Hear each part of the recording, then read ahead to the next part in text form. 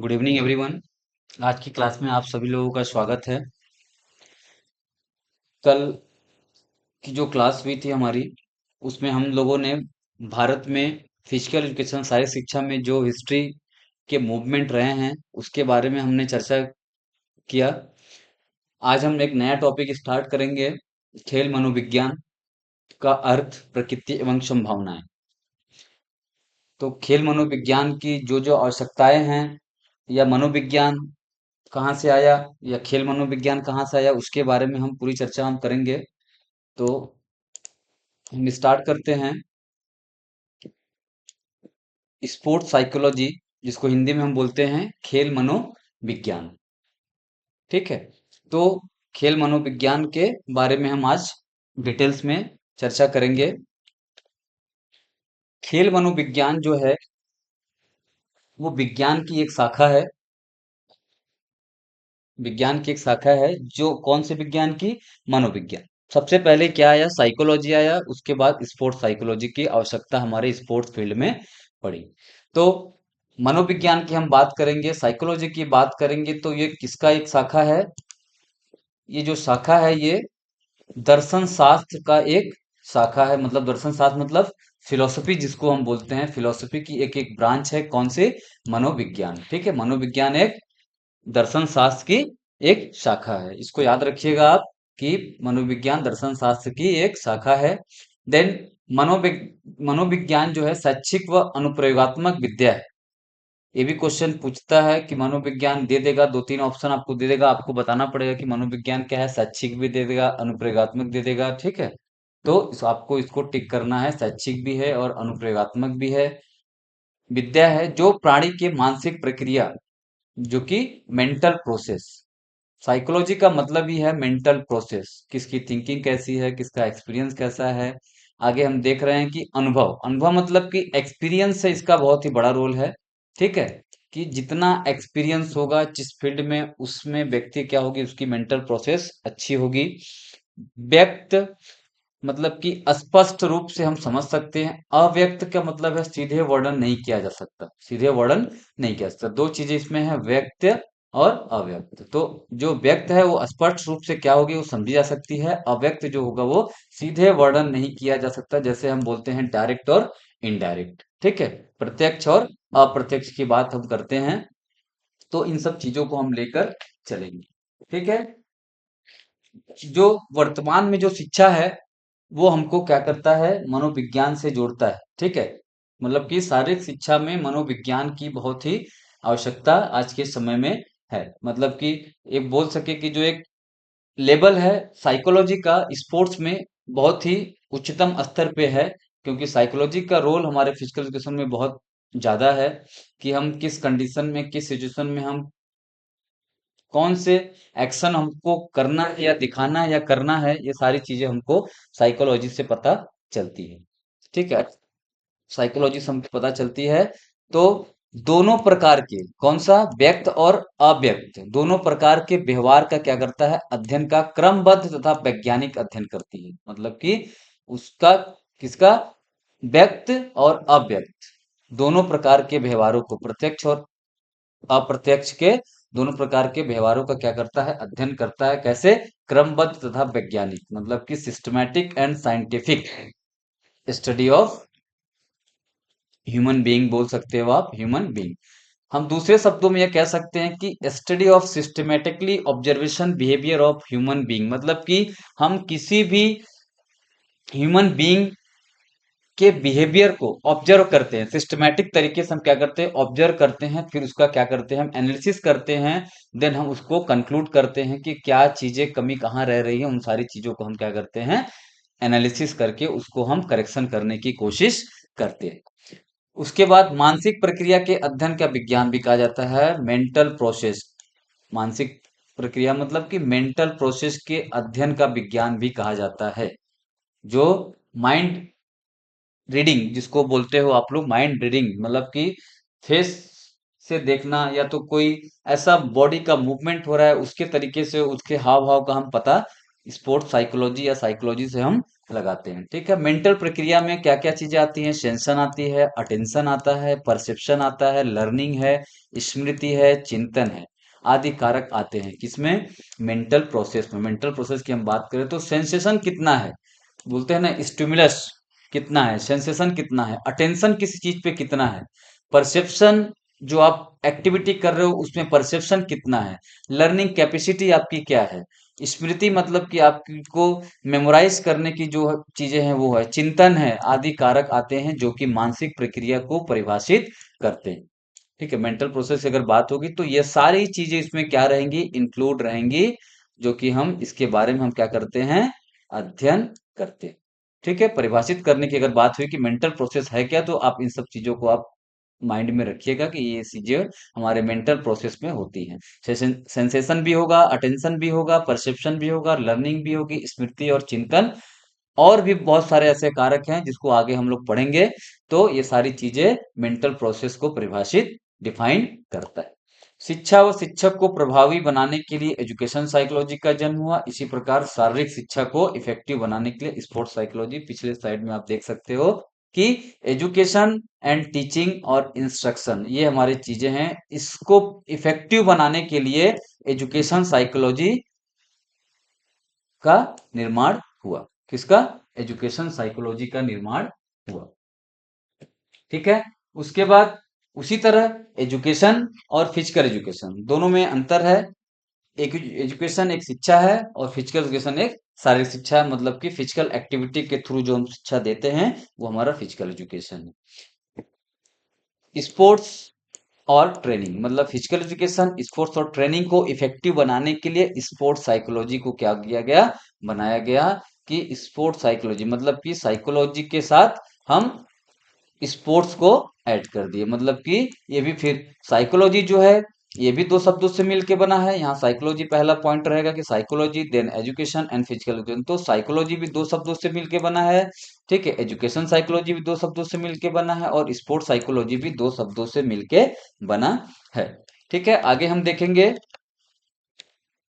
कि साइकोलॉजी शब्द है, ये क्वेश्चन आता है कि साइकोलॉजी जो शब्द है वो किस शब्द से लिया गया है, या किस शहर से लिया गया, या किस देश से लिया गया है। तो आपको ये पता होना चाहिए कि साइकोलॉजी जो है वो ग्रीन यूराक से यूनान से लिया गया है। ग्रीक यूनान, या तो ग्रीक कह लो आप या तो यूनान कह लो, बहुत सारे ऐसे वर्ड हैं जो ग्रीक या यूनान से आए हैं, तो यूनान से लिया गया है। साइकोलॉजी जो है मैंने पिछले स्लाइड में बताया कि दो शब्दों से मिलके बना है।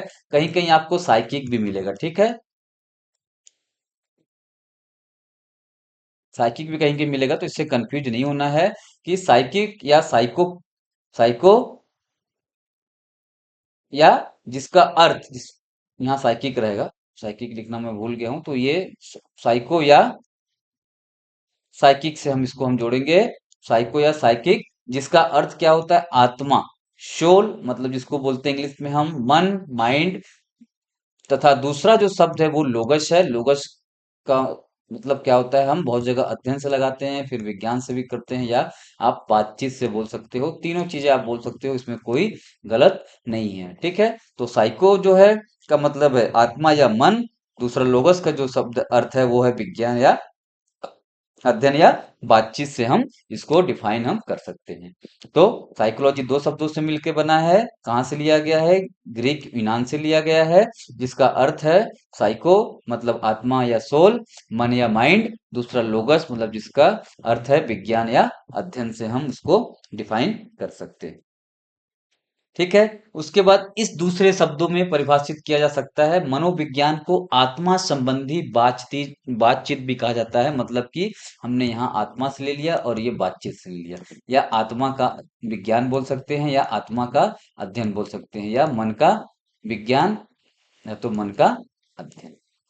सारी चीजें सही है। आगे हम बताएंगे, पहले इसको आत्मा से जोड़ा गया कैसे कैसे, इसको बाद में जाके इसको अलग तरीके से डिफाइन किया गया, किसको? साइकोलॉजी को। ठीक है, तो दूसरे शब्दों में प्रयास किया जा सकता है, मनोविज्ञान को आत्मा संबंधी बातचीत भी कहा जाता है। इसको ध्यान आप रखिएगा। मनोविज्ञान आत्मा का ज्ञान है, साइकोलॉजी जो साइंस ऑफ, यहाँ विज्ञान रहेगा, विज्ञान है, psychology is a science of soul, आत्मा का क्या है? विज्ञान। स्टडी ऑफ सोल भी बोलते हैं इसको, study of mind and brain भी बोलते हैं, स्टडी ऑफ कॉन्शियसनेस कहते हैं, और स्टडी ऑफ बिहेवियर। इन सबको याद रखिएगा, आगे हम इसकी बात करेंगे कि इसके लिए साइकोलॉजी के लिए चारों शब्द क्यों यूज हुए हैं, और इसको कैसे कैसे मॉडिफाई किया गया, और लास्ट में क्या किया गया। ठीक है, तो फादर ऑफ साइकोलॉजी की बात करते हैं तो ये आपको याद रखना है कि विलियम वुंड्स का नाम सर्वश्रेष्ठ में आता है। फादर ऑफ साइकोलॉजी की हम बात करें तो विलियम वुंड्स का नाम सामने आता है। 1971 में साइकोलॉजी की पहली ब्रांच या पहली शाखा बोल सकते हो, दोनों चीज एक ही है, ये ब्रैकेट में कर लेना, पहली शाखा खोली गई। 1871 में पहली शाखा जो है साइकोलॉजी की खोली गई। कब खोली गई? 1871 ईस्वी में। फादर कौन थे? William wounds. विलियम वुंड्स का नाम आता है, इसमें आप कंफ्यूज मत होइएगा। ये केवल साइकोलॉजी की बात कर रहा है, ना कि स्पोर्ट्स साइकोलॉजी या एजुकेशनल साइकोलॉजी की हम बात कर रहे हैं। किसकी बात हम कर रहे हैं? ओनली साइकोलॉजी की हम बात कर रहे हैं कि जो इसके फादर हैं वो कौन है? William wounds. हिंदी में लिखना चाहते हो तो हिंदी में लिख लेना, इंग्लिश में लिखना चाहते हो तो हिंदी में। William wounds. ठीक है, विलियम वुंड्स। उसके बाद psychology is the science study of mind and behaviour, consciousness and unconsciousness, feeling and thought. Thought भी है, फीलिंग भी है, अनकॉन्शियसनेस भी है, कॉन्शियसनेस भी है, बिहेवियर एंड माइंड। ठीक है, मन भी आ गया, आगे बात ऊपर बात किए हैं। बिहेवियर बात किए हैं, कॉन्शियसनेस इसकी भी बात किए हैं, अनकॉन्शियस चेतना और मतलब कि चेतन और अचेतन बोलते हैं इसको, क्या बोलते हैं हिंदी में? चेतन और इसका हो जाएगा अचेतन। अचेतन, चेत अचेतन। ठीक है, चेतन और अचेतन, फीलिंग एंड थॉट्स। 1984 में ओलंपिक में खेल मनोविज्ञान को हायर किया गया। ओलंपिक गेम में इसकी आवश्यकता पड़ी, किसकी? साइकोलॉजी को, तो इसको क्या किया गया? हायर किया गया 1984 में। लेकिन 1996 में उसने ओलंपिक में खेल मनोविज्ञान को परमानेंट रखा कि ओलंपिक में खेल मतलब कि इसमें क्या हुआ? खेल मनोविज्ञान केवल हायर किया गया, लेकिन इसमें ओलंपिक में परमानेंट ऐसा हुआ कि इसको रखा गया कि ओलंपिक खेलों में या खेलों में खेल मनोविज्ञान की बहुत ही आवश्यकता है, बहुत ही आवश्यकता है। आगे बात करेंगे, इसमें और चीज आपको देखना होगा कि इंडिया में जो नॉर्थ अमेरिकन मतलब कि फादर ऑफ स्पोर्ट्स साइकोलॉजी की बात करके मैं आगे उसको मेंशन किया हूं, आगे उसकी बात करेंगे हम। ठीक है, आगे उसकी हम बात करेंगे। तो एक वर्ल्ड लेवल पे हम बात करेंगे कि स्पोर्ट्स साइकोलॉजी क्या है, और नेशनल लेवल पे मतलब कि हमारे इंडिया में हम बात करेंगे स्पोर्ट्स साइकोलॉजी की। ठीक है, तो हम अगले स्लाइड में चलते हैं। अगला स्लाइड हमारा क्या है? Definition of psychology.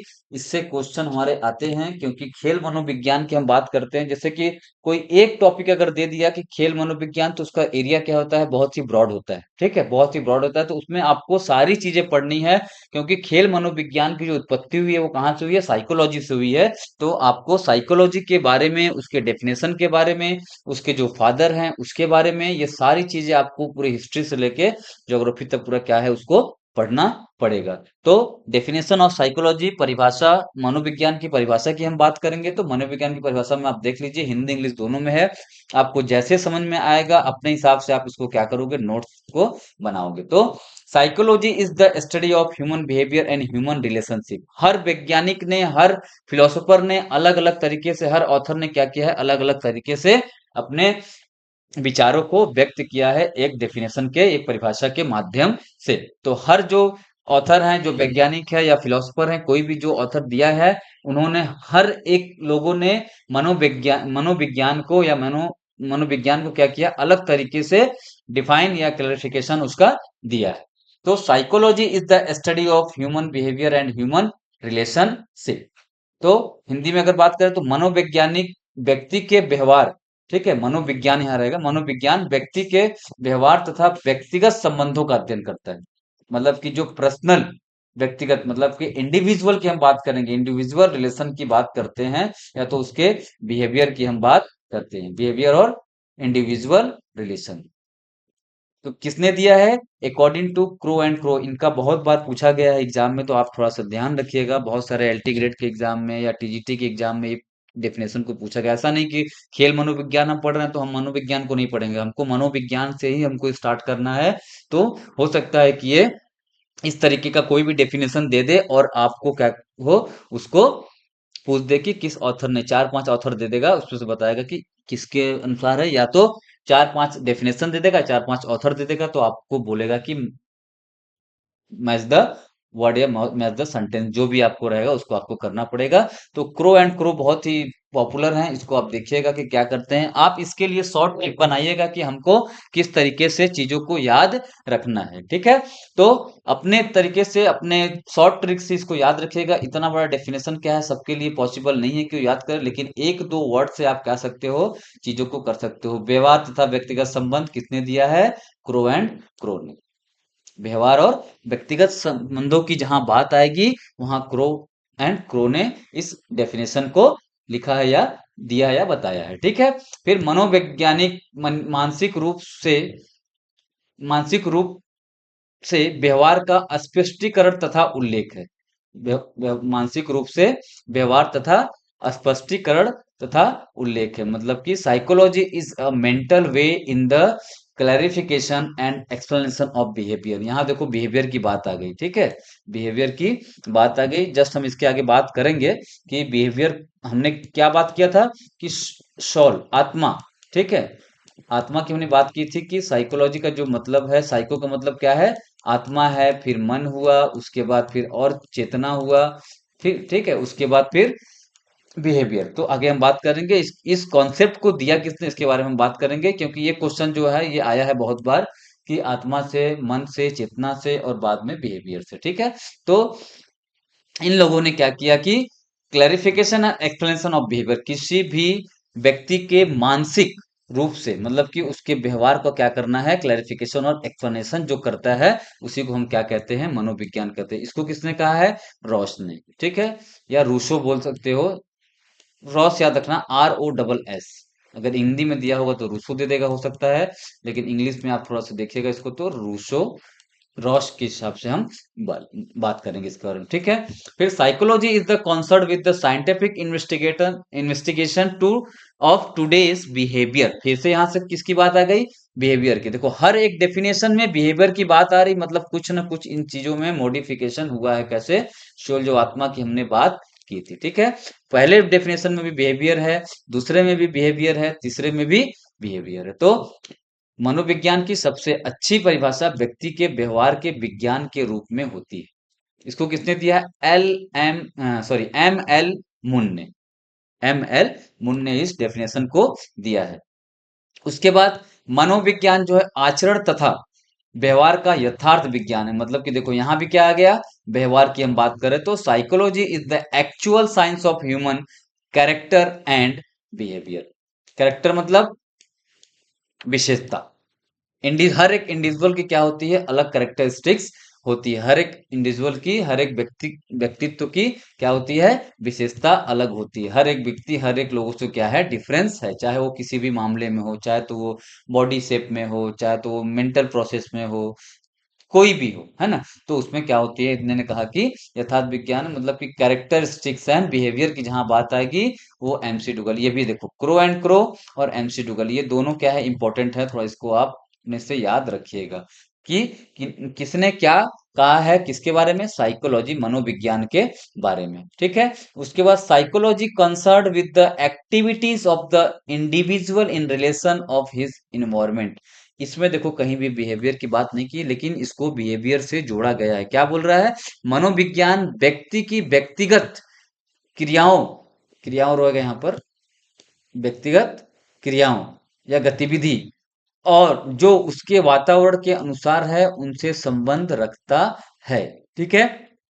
इसमें क्या बोल दिया? मनोविज्ञान व्यक्ति की व्यक्तिगत क्रियाओं या व्यक्तिगत गतिविधियां जो उसके वातावरण के अनुसार उनसे संबंध रखता है, उनसे संबंध रखता है। इसको किसने बताया है? वुडवर्थ। अब वुडवर्थ की जहां बात आएगी हमारी, वुडवर्थ ने ही, देखो वुडवर्थ ने क्या किया है, बिहेवियर को बताया है। कैसे बताया? वुडवर्थ मनोविज्ञान की परिभाषा में आए परिवर्तन के बारे में अपना मत इस प्रकार प्रकट किया। क्या किया है? सर्वप्रथम व्यक्ति ने आत्मा को छोड़ा, फिर अपने मन को छोड़ा, फिर उसने चेतना का त्याग किया, तथा यह अब तक व्यवहार का ज्ञान है। अब तक व्यवहार से क्या है, ये जुड़ा हुआ है। इन्हीं के डेफिनेशन में बिहेवियर का नहीं है, ये याद रखना।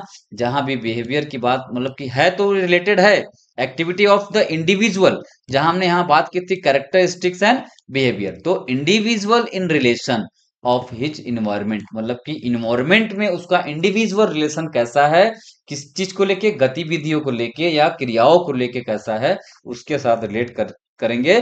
तो इस डेफिनेशन को वुडवर्थ ने दिया था। इस डेफिनेशन को वुडवर्थ ने दिया था। ठीक है, वुडवर्थ ने दिया था। आगे और अच्छे तरीके से इसकी हम बात करेंगे क्या है, आगे हम इसको और अच्छे तरीके से बात करेंगे कि वुडवर्थ ने किया क्या था। तो ये हमेशा याद रखना कि वुडवर्थ ने ही ये परिभाषित किया था कि आत्मा को छोड़ा, आत्मा को छोड़ा,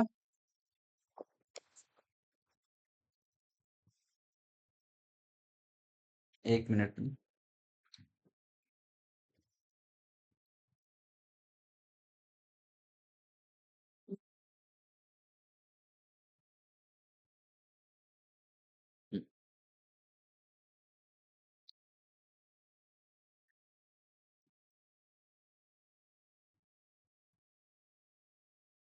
वुडवर्थ वुडवर्थ ने क्या किया, इन सब सारी चीजों को मॉडिफिकेशन करने के बाद लास्ट में ये व्यवहार के साथ अब तक क्या है, जुड़ा हुआ है। ठीक है, यह व्यक्ति अथवा मन की प्रकृति है जो दो तरह से प्रमाणित होती है। एक है आंतरिक, एक है बाहरी। ठीक है, आंतरिक क्या होता है? जो हमारे माइंड में चीजें चलती हैं, जो माइंड को मतलब कि मेंटल प्रोसेस की बात करते हैं। ठीक है, बाहरी जो गति अथवा व्यवहार है, मतलब कि हमारे मन के अंदर जो चीजें आएगी, हमारा बाहर जो आउटपुट हम बोलते हैं, वो हमारे व्यवहार पे हमारा एक्शन दिखेगा। ठीक है, किस पे दिखेगा? व्यवहार पे। तो मन हमारा जैसा सोचेगा, वैसी हमारी गतिविधि या व्यवहार हम दूसरों के साथ करेंगे। यहाँ बोला गया ना, environment, relation of his environment, मतलब कि हर एक इंडिविजुअल की रिलेशन किसमें? इन्वायरमेंट में। तो यहाँ वही बात है कि एक होता है आंतरिक, दूसरा होता है बाहरी। अंदर से भी मन सोचता है और बाहर से भी करता है। तो अंदर क्या सोच रहे हैं और हमारा बाहर कैसा रिएक्शन है लोगों के प्रति, वो सारी चीजों को हमको बताया जा रहा है कि गति हम कैसा करते हैं और व्यवहार कैसा करते हैं। हम आगे चलते हैं नेक्स्ट में, branch of psychology. Branch of psychology में बहुत सारे ऐसी चीजें हैं। ठीक है, ब्रांच ऑफ साइकोलॉजी में बहुत सारी ऐसी चीजें हैं, मैं आपको ऐसे ही वर्बली बता दे रहा हूँ, आप लेकिन याद रखिएगा कि जो प्रयोगात्मक मनोविज्ञान की जो शाखाएं हैं, वो शिक्षा मनोविज्ञान है, औद्योगिक मनोविज्ञान है, चिकित्सा मनोविज्ञान है और खेल मनोविज्ञान है। और भी हैं सामान्य मनोविज्ञान, जिसको हम जर्नल बोलते हैं, जर्नल मनोविज्ञान। ठीक है, बाल मनो, आप सुन रहे हो अभी चाइल्ड साइकोलॉजी बहुत सुने हो, है ना, कोर्सेस वगैरह इसका हो रहे हैं। चाइल्ड साइकोलॉजी के बारे में हमने बात किया है। ठीक है, चाइल्ड साइकोलॉजी। देन एक्सपेरिमेंटल हम बोल सकते हैं। ठीक है, एक्सपेरिमेंटल यही प्रयोगात्मक ही हो गया, एक्सपेरिमेंटल। देन जो एनिमल साइकोलॉजी होता है, ठीक है, एनिमल साइकोलॉजी भी है।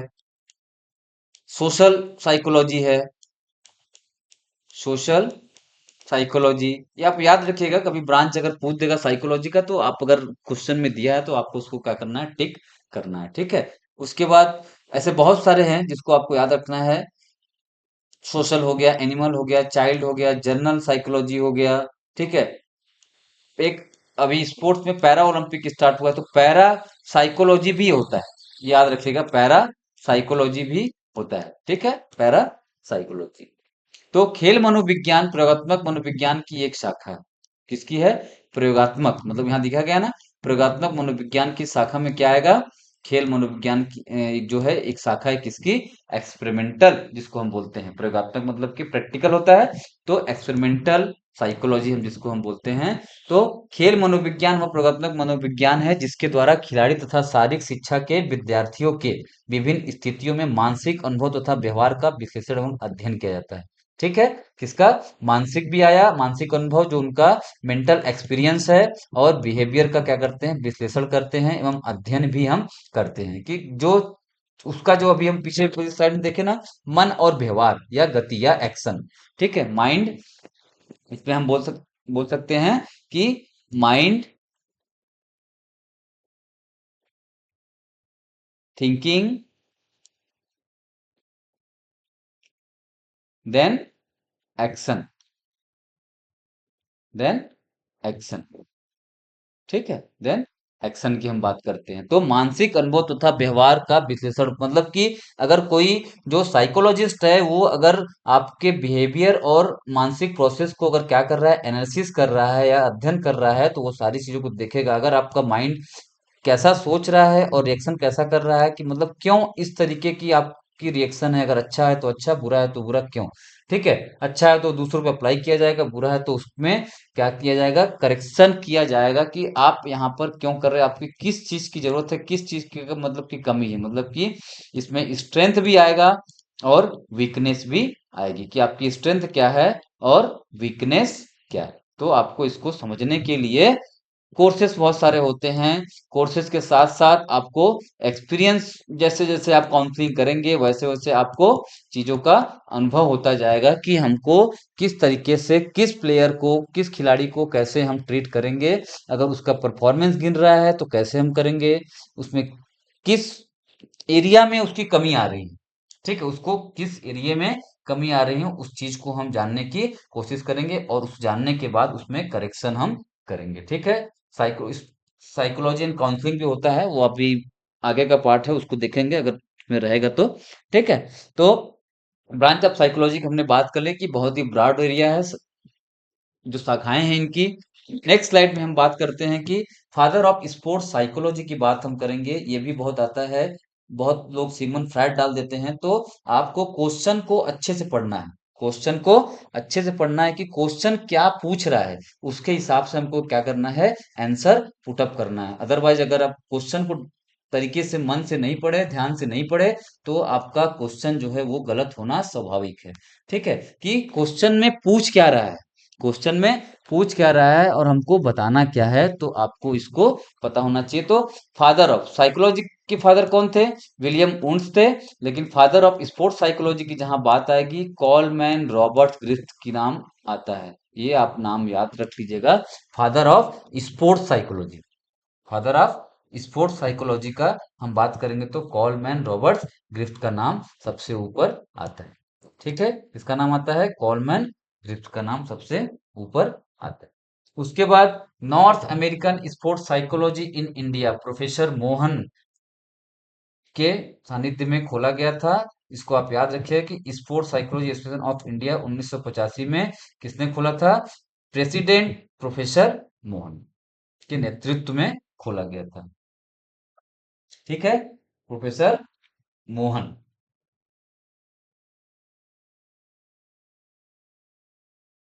क्या थे? ये प्रेसिडेंट थे किसके? Sports psychology association of India की हम जब बात करेंगे, तो sports psychology association of India 1985, president professor Mohan. Clear है यहाँ तक? उसके बाद फादर ऑफ एजुकेशन साइकोलॉजी की हम जहां बात करेंगे, एडवर्थ ली थॉर्नडाइक का नाम आता है। किसमें? एजुकेशन, शिक्षा साइकोलॉजी। एजुकेशन मतलब शिक्षा, साइकोलॉजी मतलब मनोविज्ञान। शिक्षा मनोविज्ञान की जहां बात आएगी वहां एडवर्थ ली थॉर्नडाइक की बात हम करेंगे। ठीक है, क्वेश्चन को पढ़ना है। Psychology, psychology, sports psychology, education psychology, ठीक है, साइको एनालिसिस, ये सारी चीजें क्या हैं? अलग अलग हैं। इसके फादर जो हैं अलग अलग हैं। आपको फादर मतलब पितामह जिसको बोलते हैं, ठीक है, मतलब कि किसका नाम सबसे ऊपर आता है।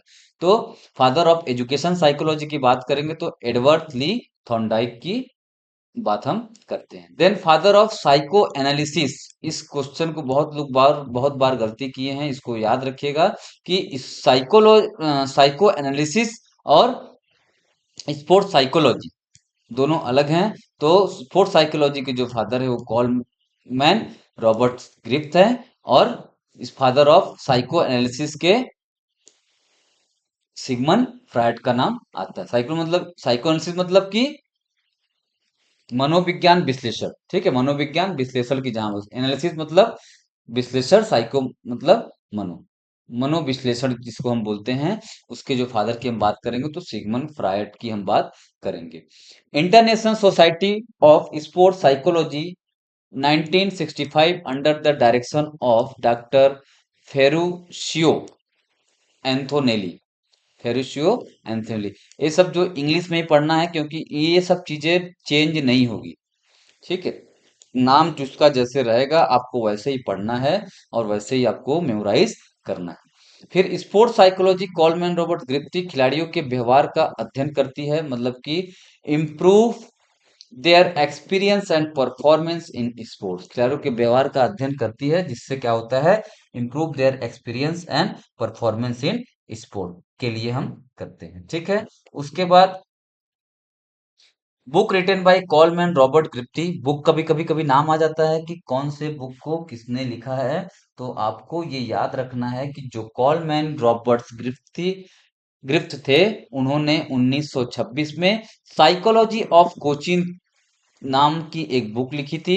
इसको आप याद रखिएगा, किसने लिखा था, कॉलमैन रॉबर्ट ग्रिप्ट। इसमें मैच द वर्ड में भी क्वेश्चन आ जाता है, ठीक है। तो कॉलमैन रॉबर्ट ग्रिप्ट ने कौन सी बुक लिखी थी, साइकोलॉजी ऑफ कोचिन, 1926 में, 1926 में इन्होंने एक बुक लिखा था, इसको याद रखिएगा, साइकोलॉजी ऑफ कोचिंग। उसके बाद first sport psychology laboratory in 1920 by doctor Carl Diem in Berlin, जो 1920 में जो फर्स्ट स्पोर्ट्स साइकोलॉजी लेबोरेटरी जो खुली थी, वो कहाँ खुली थी, बर्लिन में। किसने खोला था, doctor Carl Diem in Berlin, मतलब कि ये जो है ये प्लेस का नाम है बर्लिन, आप लोगों ने सुना है, बर्लिन ओलंपिक वगैरह। उसके बाद ये नाम है डॉक्टर कार्ल डेन, और कब खुला था, 1920 ईस्वी में इसको खोला गया था। फिर इनके द्वारा एक बुक लिखा गया था, किसके द्वारा, book written by Robert Robert Warner scoot, body and mind, body and mind, ये बुक का नाम है। कब खोला गया था, 1921 में। कौन, रॉबर्ट्स ने, Roberts Warner schooled, Robert Warner schooled के ने बॉडी एंड माइंड को पर एक बुक लिखा था, कब लिखा था, 1921 में।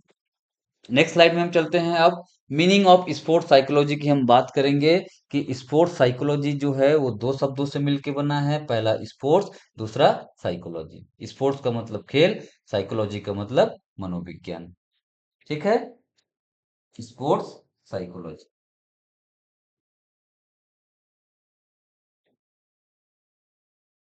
अब स्पोर्ट्स साइकोलॉजी की अगर हम बात करेंगे कि स्पोर्ट्स साइकोलॉजी का एम क्या है, तो परफॉर्मेंस में इनहेंस करना, स्पोर्ट्स के परफॉर्मेंस में क्या करना, इनहेंस करना, इंप्रूवमेंट करना, कोई अगर अल्टर है या कोई फॉल्ट है तो उसको क्या करना, करेक्शन करना, ठीक है। तो स्पोर्ट्स साइकोलॉजी इसीलिए आया, पीछे हम हिस्ट्री वगैरह थोड़ा देख चुके हैं। अब हम आगे बात करें, मतलब कि खेल मनोविज्ञान क्या है, प्रयोगात्मक मनोविज्ञान की एक शाखा है, पिछले स्लाइड में हमने बताया था आपको।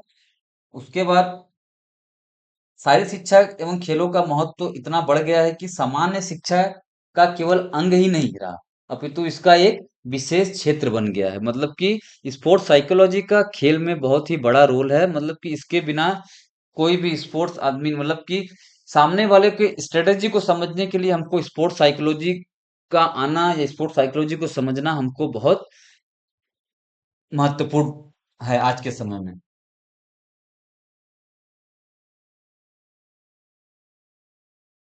तो sports psychology is A branch of psychology, psychology का ब्रांच है, पीछे हमने बात किया था प्रयोगात्मक साइकोलॉजी का जो ब्रांच है, ब्रांच ऑफ साइकोलॉजी, तो स्पोर्ट्स साइकोलॉजी उसका एक ब्रांच है, किसका, साइकोलॉजी का।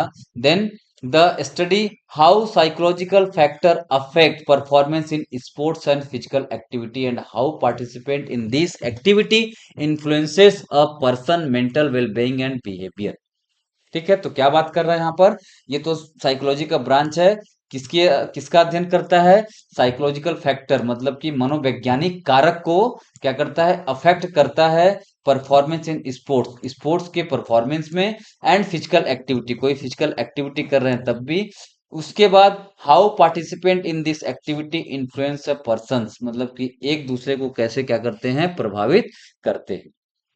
या देखो हिंदी में भी लिखा हुआ है, अगर आपको प्रॉब्लम हो रही होगी तो आप इसको देख लीजिएगा। खेल मनोविज्ञान, मनोविज्ञान की वह शाखा है जो यह अध्ययन करती है कि मानसिक और भावनात्मक, इमोशनल यहाँ पे दे दिया है, भावनात्मक कारक, साइकोलॉजिकल फैक्टर, या तो आप इसको मनोवैज्ञानिक कारक भी बोल सकते हो, गलत नहीं होगा, कारक खेल प्रदर्शन को कैसे प्रभावित करते हैं, और खेल गतिविधियों में भाग लेने से व्यक्ति के व्यवहार, व्यक्तित्व और मानसिक स्वास्थ्य पर क्या प्रभाव पड़ता है, इसके बारे में स्पोर्ट्स साइकोलॉजी में हम पढ़ते हैं।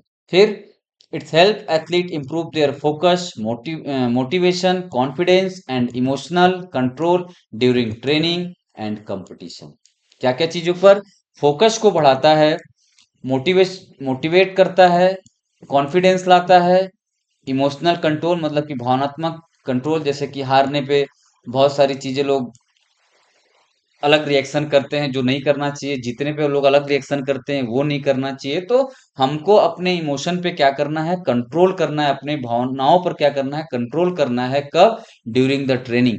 ऐसा नहीं कि ट्रेनिंग कर रहे हैं, मैं सबसे अच्छा कर रहा हूं तो हमारा हाव भाव एकदम चेंज हो जाए, ऐसा नहीं होना चाहिए। ठीक है, हमको अपने लिमिट में रह के हर चीजों को काम करना है। बोलते हैं ना कि मेहनत शांति से करो कि कामयाबी तुम्हारी शोर मचा दे, तो उस चीज को हमको ट्रेनिंग में अप्लाई करना है। ठीक है, हमको अपने स्ट्रेटजी को लीक नहीं करना है, चीजों को कि हम किसी ऐसे आदमी से बोल दे और उस स्ट्रेटेजी को सामने अपोनेंट को पता चल जाए, तो वो सारी चीजों को हमको क्या करना है, कंट्रोल करना है। ये सारी चीजें किसमें आती है? इमोशन जो है ये बहुत ही बड़ा क्षेत्र है स्पोर्ट्स में, इसको भी याद रखिएगा आप। ठीक है, इमोशन में बहुत सारी चीजें आती हैं कि हारने के बाद क्या करना, ठीक है, जीतने के बाद हमको क्या रिएक्शन करना है, ये सारी चीजों को धरना है। ड्यूरिंग द मैच हमको किस तरीके से हम टीम को लेके चलना है, तो सारी चीजें इसमें क्या है, इंक्लूडेड है, तो इसको आपको ध्यान में रखना है।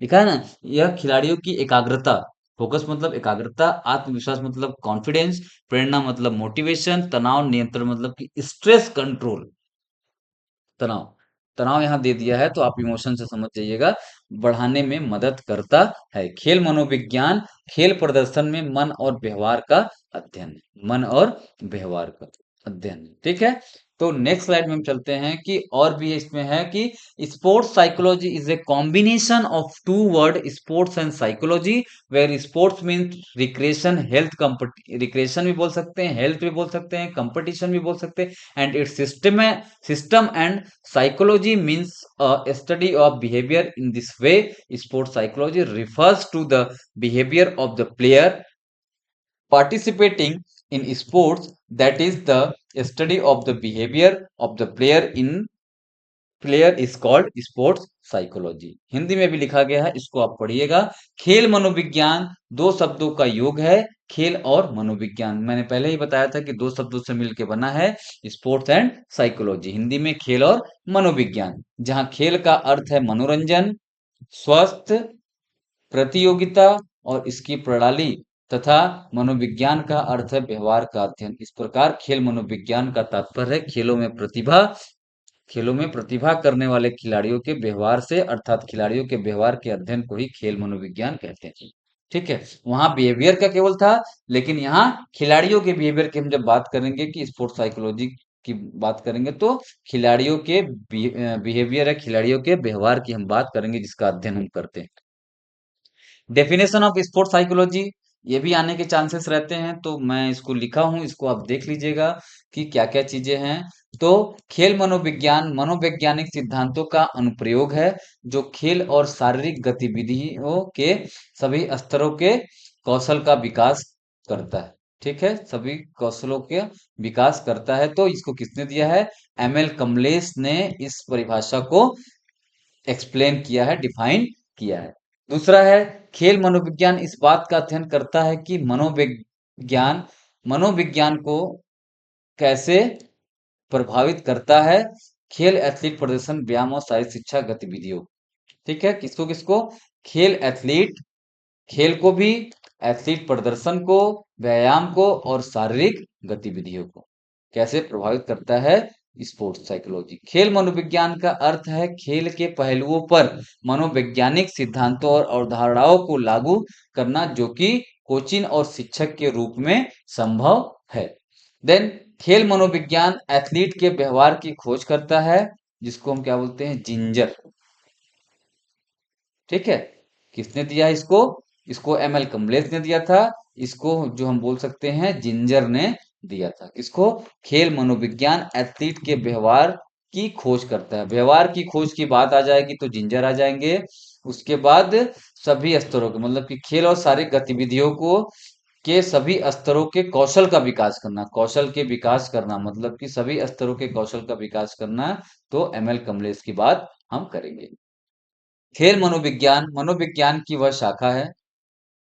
खेल मनोविज्ञान मनोविज्ञान की वह शाखा है जो कि खेल में भाग लेने वाले किसी व्यक्ति की शारीरिक योग्यता से सरोकार या संबंधित, सरोकार का मतलब होता है संबंधित, सरोकार रखती है या संबंधित या संबंध रखती है। देन व्यायाम और खेल मनोविज्ञान उन मनोवैज्ञानिक कारकों का वैज्ञानिक अध्ययन है जो खेल, व्यायाम और अन्य प्रकार की शारीरिक गतिविधियों में भागीदारी और प्रदर्शन से जुड़े हुए हैं। किसने? एपीए कोई संस्था होगी, उसके नाम से इसको डिफिनेशन को दिया गया है। कब? 2009 में। फिर अध्ययन का एक क्षेत्र जिसमें एक खेल सेटिंग में मनोविज्ञान के सिद्धांतों को लागू किया जाता है। किसके? खेल सेटिंग में मनोविज्ञान के सिद्धांतों को, जो साइकोलॉजिकल जो प्रिंसिपल्स है उसको क्या करते हैं, जिसमें हम लागू करते हैं। किसने दिया है? आर कॉक्स 2007 में स्पोर्ट्स साइकोलॉजी की परिभाषा इन्होंने दी थी। नेक्स्ट है खेल मनोविज्ञान गतिविधि के विषय के रूप में कार्य करने वाले एक या कई व्यक्तियों की खेल संबंधी गतिविधियों के मनोवैज्ञानिक विनियम के मनोविज्ञान आधारों, प्रक्रिया और परिणाम से संबंधित है। इसको कहते हैं खेल मनोविज्ञान के यूरोपियन संघ 1996 में इस परिभाषा को दिया गया था। नेक्स्ट स्लाइड में भी है सिंगर है। सिंगर के अनुसार क्या इन्होंने कहा है? सिंगर मतलब कि ये कोई गाना गाने वाला नहीं है, ये सिंगर क्या है? ये नाम है। सिंगर के अनुसार इन्होंने क्या कहा है? खेल मनोविज्ञान खेल में मानव के व्यवहार की खोज करता है। खेल में मानव के व्यवहार की क्या करता है? खोज करता है। कौन कहा है इसको? सिंगर। SINGER।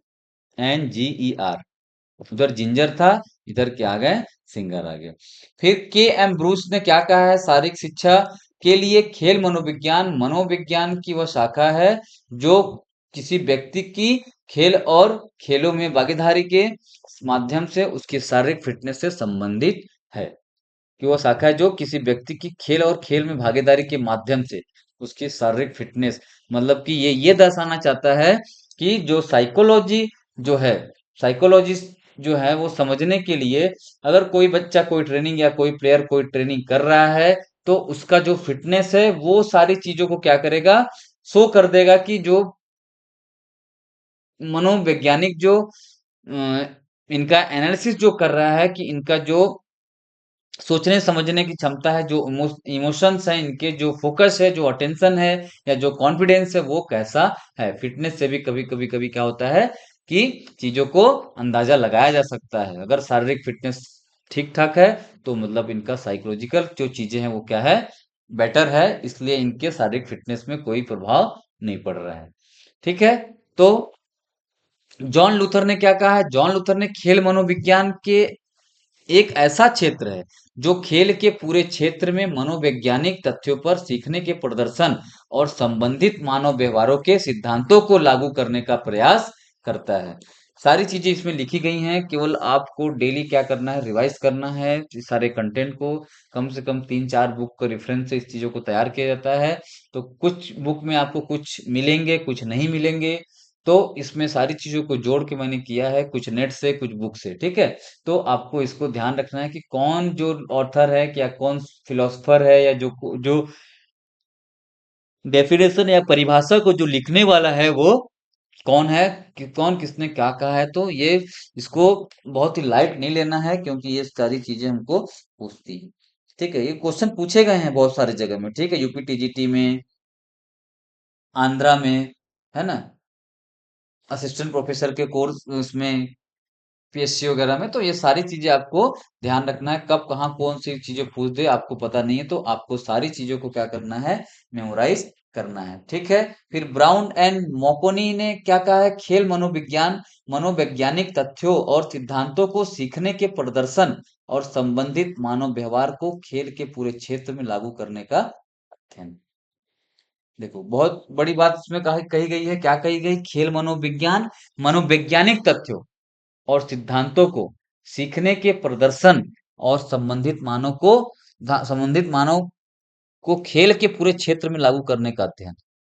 जो चीजें अगर आप एनालिसिस कर रहे हो, ऐसा नहीं है कि मतलब कि वो केवल एक व्यक्ति तक सीमित है, उसको आपके स्पोर्ट्स में रिसर्च में आगे हम बात करेंगे किन किन क्षेत्रों में होता है करके, तो आपको पता चलेगा। ठीक है। तो उसको लागू करने की आवश्यकता है, क्योंकि वो एक व्यक्ति में प्रॉब्लम आई है तो उसको क्या कर सकते हैं हम, दूसरे व्यक्ति के लिए प्रिडिक्शन है वो, कि वो चीजें उसमें आने की संभावना नहीं रहेगी, क्योंकि ऐसे सिम्टम हैं जो आ सकते हैं, उसको हम क्या कर सकते हैं, आने से पहले हम क्या करते हैं, दूर करते हैं, मतलब कि आने की संभावनाएं हैं तो उसको दूर किया जा सकता है। ठीक है। ये कुछ डेफिनेशन है, इसको आप स्क्रीनशॉट ले लेना। इसमें ऑथर है, सिंगर है, वही कॉक्स है 1985 में। शॉर्ट में अगर आपको याद रखना है तो इसको आप क्या करेंगे, एक स्क्रीनशॉट लेके अपने हिसाब से आप इसको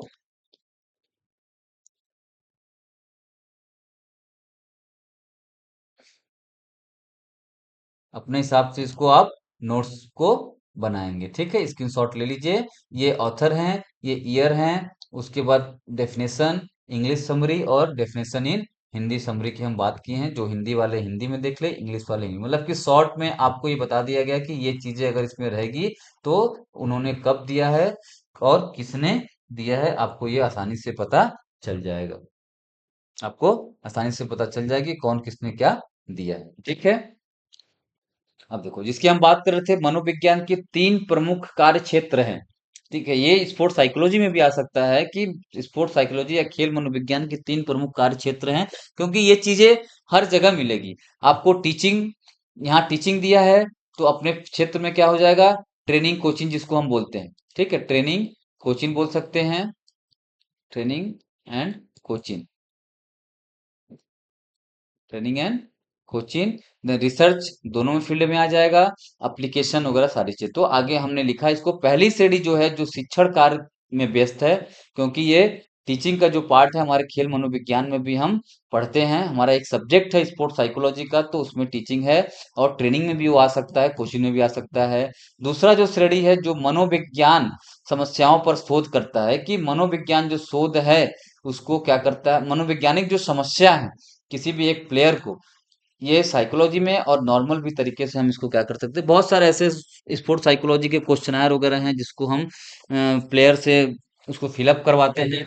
ठीक है। फिलअप करवा के उसको एनालिसिस करते हैं कि क्या क्या चीजें हैं, उसका मेंटल लेवल क्या है, उसके सोचने की क्षमता क्या है। ठीक है। बहुत सारे ऐसे क्वेश्चन आपने कहीं पार्टिसिपेट करने गए होंगे तो आपको बहुत सारे ऐसे क्वेश्चन आपको फिलअप करवाए जाते हैं, तो उसको थोड़ा सा आपको ध्यान में रखते हुए चलना है। ठीक है। तो रिसर्च का काम हमारे स्पोर्ट्स साइकोलॉजी में होता है, या स्पोर्ट्स के फील्ड में होता है। तीसरी श्रेणी, जो मनोविज्ञान अध्ययन से प्राप्त तथ्यों के आधार पर कौशल एवं तकनीकी का उपयोग वास्तविक स्थिति परिस्थितियों में करते हैं। इसको काट देना, दो दो बार टाइप हो गया है।